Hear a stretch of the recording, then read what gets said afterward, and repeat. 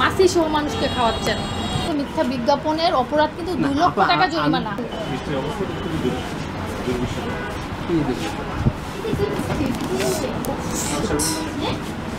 এটা তো দেখে ভালো মনে হচ্ছে না। ছানা ছানা ম্যাডাম, কিন্তু আপনি দেখে এটা এটা এটা হ্যাঁ এটা ভালো, এই মাত্র আছে, এটা কাঁচা করে লাগানো হবে। ওইটা হচ্ছে ওটা তো কাগজে করে ইতে কাপড়ে করে তো ছানা এটা কি করে অনেক সময় থাকে একটু ময়লা সহ পোকা সহ একদম ছাকে গেছে। এটা একটু হাত দিয়ে বা চামচ দিয়ে একটু ইয়া করেন তো। কি আমি তো দেখে নন ইয়া করবেন না। আর আমরা চিপে দাম তো মাসি তো মাসি কোনটা আপনার প্রতিষ্ঠান বন্ধ হয়ে যাবে। এটা ছড়ান না রাখেন না।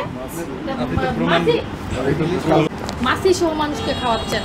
এই যে দইয়ের যে কোথা থেকে নিয়ে আসছেন, কোম্পানির নামও তো নেই। টাঙ্গাইল থেকে, টাঙ্গাইলের দই আপনি প্রমাণ দেখান টাঙ্গাইল থেকে আসছে। এখন মানুষকে মিথ্যা বিজ্ঞাপন দিয়ে যেতে টাঙ্গাইল, এটা আমাদের দোকানের নামই টাঙ্গাইল, আমাদের মালিকের বাড়িও টাঙ্গাইল। এই যে টাঙ্গাইলের প্রতিষ্ঠান কোথাও লেখা আছে? ম্যাডাম এটা তো আমাদের ওইখান থেকে আমাদের লোকেরা বানাই। আপনার কি হাওয়ায় বললে হবে না, এটা ঠিক আছে। আপনার এই ভাউচার দেখে কি বোঝা যায় এটা টাঙ্গাইলের দই? এটা একটা মিথ্যা বিজ্ঞাপন। শুনেন, মানুষকে যদি টাঙ্গাইলের দই বলে মিথ্যা বলে মানুষকে খাওয়ান, এটা কিন্তু ভোক্তাধিকার আইনে আছে। মিথ্যা বিজ্ঞাপনের অপরাধ কিন্তু 2 লক্ষ টাকা জরিমানা। এটা মিথ্যা না, আমাদের ওখানে আপনাকে প্রমাণ দেখাতে হবে। প্রমাণ দেখান, তারপরে আপনার মেয়াদ নাই, মূল্য নাই, প্রতিষ্ঠানের নাম নাই, কিচ্ছু নাই। এগুলো আমরা যেদিন আনি সেদিন, আপনি যেদিন আমরা যে কটা লাগে আপনি যে এটা 3 দিন আগে আনেননি, এটা প্রমাণ কি? এটা প্রমাণ কি?